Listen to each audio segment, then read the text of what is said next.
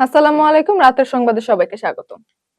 অন্তর্বর্তী সরকারের উপদেষ্টা মাহফুজ আলম ও আসিফ মাহমুদ সজীব ভুইয়া প্রধান উপদেষ্টার কাছে পদত্যাগপত্র জমা দিয়েছেন।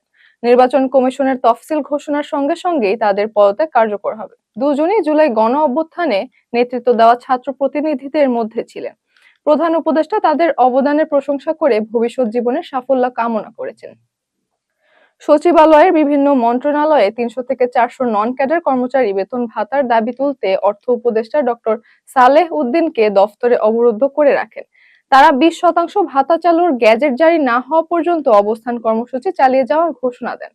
বাদিউল কবিরের নেতৃত্বে বিক্ষুব্ধ কর্মচারীরা দাবি আদায়ে অনড় অবস্থান নেন। ফলে সচিবালয়ের পরিবেশ টানটান উত্তেজনাপূর্ণ হয়ে ওঠে। আগামীকাল বৃহস্পতিবার সন্ধ্যা ৬টায় ত্রয়োদশ জাতীয় সংসদ নির্বাচন ও গণভোটের তফসিল ঘোষণা করবে নির্বাচন কমিশন। প্রধান নির্বাচন কমিশনার নাসির উদ্দিন জাতির উদ্দেশ্যে ভাষণে তফসিল জানাবেন। আজ ইসির সিনিয়র সচিব আখতার আহমেদ বিষয়টি নিশ্চিত করেন। তফসিল ঘোষণাকে কেন্দ্র করে রাজনৈতিক অঙ্গনে উত্তেজনা বেড়েছে। রাজধানীর লালমাটিয়ায় এভেরোজ ইন্টারন্যাশনাল স্কুলে মালিকানা বিরোধকে কেন্দ্র করে উত্তেজনা সৃষ্টি হয়েছে। চেয়ারম্যান আখতারুজ্জামান অভিযোগ করেন, সাবেক প্রিন্সিপালের নির্দেশে বাহিনী স্কুলে হামলা চালায় এবং শিক্ষক কর্মচারীদের লাঞ্ছিত করে। এই ঘটনায় অভিভাবকদের মধ্যে আতঙ্ক দেখা দিলেও কর্তৃপক্ষ নিরাপত্তা জোরদারের আশ্বাস দিয়েছে। শিক্ষাগত সনদ জাল সহ নানা অনিয়মের অভিযোগে সাবেক প্রিন্সিপাল সোহাগের বিরুদ্ধে মামলা ও তদন্ত চলছে।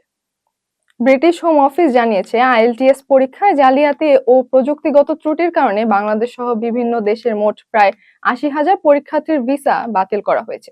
তদন্তে দেখা যায়, লিসেনিং রিডিং অংশে ভুল স্কোর তৈরি হয় এবং প্রশ্ন ফাঁসে জড়িত চক্র পরীক্ষার্থীদের কাছ থেকে ১,০০০ থেকে ২,৫০০ পাউন্ড পর্যন্ত নিত। ভুল স্কোরে অনেক শিক্ষার্থী স্টুডেন্ট ও ওয়ার্ক পারমিট ভিসা নিয়ে ব্রিটেনে প্রবেশ করেছে। বিষয়টি এনএইচএস সহ বিভিন্ন কর্মক্ষেত্রে ভাষাগত ঝুঁকি তৈরি করায় সমালোচনা ও রাজনৈতিক প্রতিক্রিয়া দেখা দিয়েছে। কারওয়ান বাজারের সার্ক ফোয়ারা মোড়ে মোবাইল ব্যবসায়ীরা এনইআইআর সংস্কার ও সিন্ডিকেট বন্ধের দাবিতে সড়ক অবরোধ করে বিক্ষোভ শুরু করেছেন। সন্ধ্যা ৫:৩০ থেকে সড়কটি পুরোপুরি বন্ধ হয়ে মানুষের ভোগান্তি বাড়ে। ব্যবসায়ীরা সড়কে কাঠ বাঁশ জড়ো করে আগুন দেন এবং কিছু যানবাহনে ভাঙচুরের অভিযোগ পাওয়া যায়। পুলিশ জানায়, অবরোধের কারণে ওই সড়কে যান চলাচল সম্পূর্ণ বন্ধ হয়ে গেছে। ধর্ম উপদেষ্টা ডক্টর আ.ফ.ম. খালিদ হোসেন জানিয়েছেন, হজ ব্যবস্থাপনায় সিন্ডিকেট প্রভাব পুরোপুরি শূন্যে নামিয়ে আনা হয়েছে এবং সব প্রক্রিয়া স্বচ্ছতার মাধ্যমে করা হবে। তিনি বলেন, গত বছর ৮,২৮,০০,০০০ টাকা হাজিদের ফেরত দেওয়া হয়েছে এবং এ বছরও ফেরত দেওয়া সম্ভব। সরকারি পর্যায়ে বাড়ি ভাড়া ও এজেন্সি ব্যবস্থাপনা নিজেরাই তদারকি করবে মন্ত্রণালয়। এতক্ষণ সাথে থাকার জন্য ধন্যবাদ।